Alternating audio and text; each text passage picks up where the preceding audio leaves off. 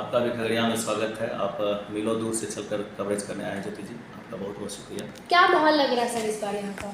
देखिए, माहौल तो 18 लाख 19 लाख वोटर्स का माहौल कोई एक व्यक्ति नहीं बता सकता। हाँ, अपनी राय कि हमको क्या करना है ये हम बता सकते हैं। रिजल्ट बहुमत के आधार पर तय होता है। तो हम लोगों का जो है, मैं शिक्षक संगठन को पिछले 20 वर्षों से लीड करता आया हूँ और बतौर शिक्षक नेता हर चुनाव में या चुनाव के इतर भी हम लोग सरकार से अपनी मांग को मुखर रूप से सरकार के सामने रखते आए हैं। और जहां भी लगा है कि सरकार की ओर से हमारी मांगों को पूरी नहीं की गई है तो हम लोग उसका हमेशा समय समय पर सरकार के नीतियों का, सरकार के इस चुनाव में अलग अलग चुनाव में भी विरोध हम लोग करते रहे। तो हम लोग का इस बार है कि पूरे बिहार के अंदर जितने भी संगठन हैं, कहीं न कहीं जो सरकार और के पाठक साहब का जो क्रियाकलाप है शिक्षकों के ऊपर दमनात्मक रवैया अपनाने का, उसके विरुद्ध हम लोग बिल्कुल पुरजोर तरीके से सरकार का विरोध कर रहे हैं। और हमारा प्रयास होगा कि खगड़िया में ही नहीं, पूरे बिहार में एनडीए प्रत्याशी को बैक करने का। उसी कड़ी में खगड़िया में भी मैं मुखर रूप से विरोध कर रहा हूँ और चाहूँगा कि जो इनको हराएंगे हमारे शिक्षक, उनका पूरा साथ दें, अपने परिवार के साथ, अपने आसपास के साथ, जो उनसे बन पड़ेगा शिक्षकों से, वो विरोध करने का प्रयास करेंगे। आप लोग मतलब किसका समर्थन कर रहे हैं? समर्थन नहीं, एनडीए के विरोध में जो भी बिल्कुल मजबूती से आएंगे उनको हम लोग समर्थन करेंगे। अभी 2-3 दिन है, अभी तक तो लग रहा है कि संजय सिंह जी पैरेलल चल रहे हैं। तो अगर यही स्थिति रही तो हम लोग संजय सिंह को देंगे। आपकी क्या क्या मांगे हैं जो मतलब आपको लगता है कि सरकार बदलेगी तो पूरी होगी? देखिए, चैन नहीं आए, आपको वहाँ बैठना है। अगर बच्चे किसी कारण से, शादी ब्याह के कारण से भी, किसी कारण से अगर नहीं पहुंच पाए विद्यालय, वहां अगर बच्चों की संख्या कम पाई गई तो उसके लिए भी शिक्षकों को फांसी खींचा जाता है। तो इस तरीके से आप देखिएगा कि जांच के नाम पर समय समय पर उनका शोषण दोहन किया जाता रहा। तमाम तरह की छुट्टियों की कटौती की गई है, हमारी मांगों को पूरी नहीं की जा रही है वर्षों से। तो इन तमाम मुद्दों को लेकर के पूरे बिहार के शिक्षक आंदोलित है। हमारे जो राज्य स्तर के जितने भी हमारे पदाधिकारी या संघीय पदाधिकारी सामूहिक रूप से बैठक करके उन्होंने घोषणा किया है कि हम लोग एनडीए के प्रत्याशी का विरोध करेंगे और जो एनडीए को हराने के लिए जो भी प्रत्याशी मजबूत होंगे उनको हम लोग साथ देंगे, अपने अपने भाग्य से जो जीते या हारे। कोर्ट का भी बहुत सारा आदेश है। कोर्ट का क्या आदेश है कि किसी भी परिस्थिति में जितना दिन उनका कार्य है उसका समय पर उतने कार्य दिवस का भुगतान होना चाहिए, वेतन भुगतान होना चाहिए। किसी भी परिस्थिति में जब तक जांच में दोषी नहीं पाया जाता है तब तक आप उनका वेतन बंद नहीं कर सकते हैं।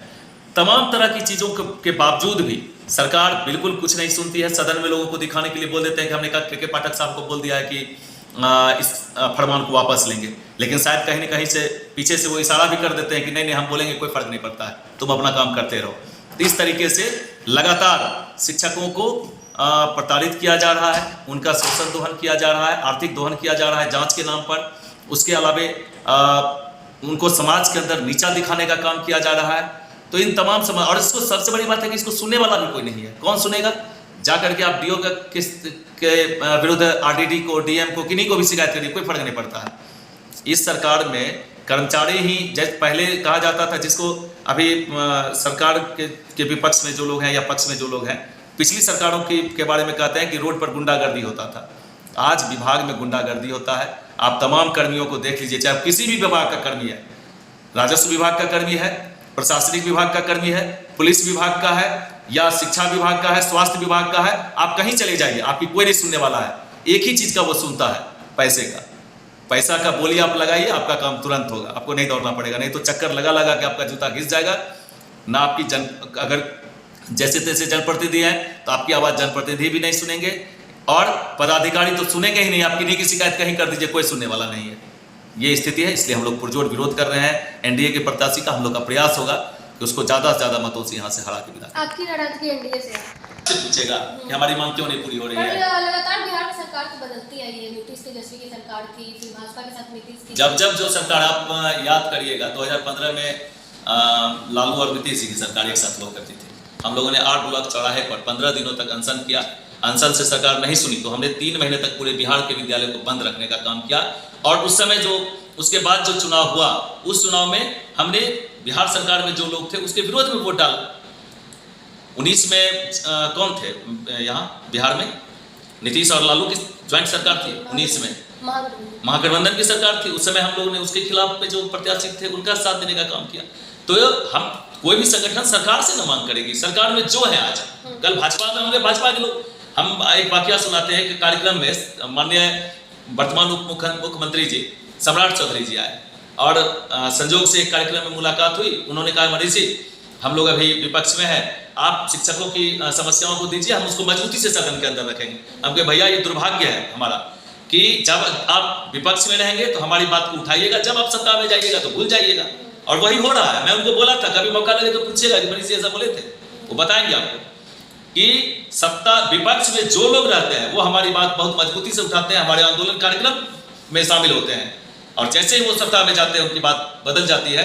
तो हम बार बार वो मुकरेंगे, लेकिन बार बार हम जो भी सत्ता में लोग रहेंगे बैठे लोग, उनका हम विरोध करने का काम करेंगे। अगर हमारी मांग पूरी नहीं होती है, अगर हमको नीचा दिखाने का काम किया जाता है, अगर हमारे शिक्षकों का दोहन करने का काम किया जाता है आर्थिक, तो हम लोग इनका विरोध करते रहेंगे। यहाँ से लगातार 2 बार से लोजपा के प्रत्याशी जीतते आ रहे हैं, क्या लग रहा है इस बार बदलाव होगा?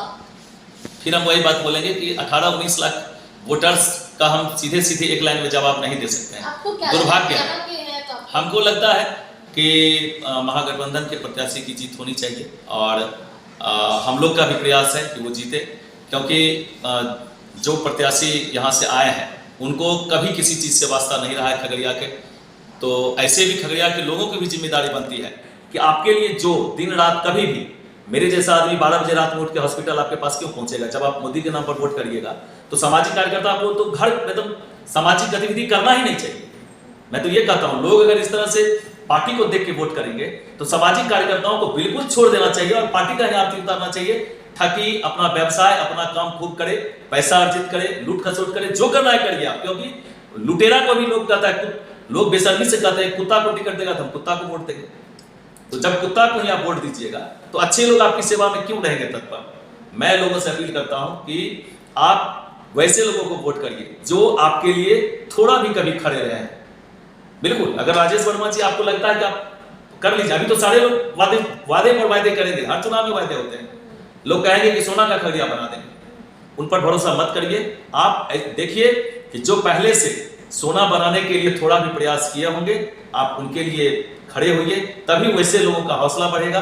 12 प्रत्याशी है, मैं किन्हीं का प्रचार नहीं कर रहा हूं। बाढ़ों में आप देख लीजिए कि सबसे ज्यादा समय आपके लिए कौन दिए हैं, उनको आप वोट करिए। यह आम लोगों की बात है, लेकिन अगर हमारे शिक्षक संगठन की बात है तो हम सरकार के विरोध में वोट करवाएंगे, करेंगे। बिल्कुल। चलिए हमारे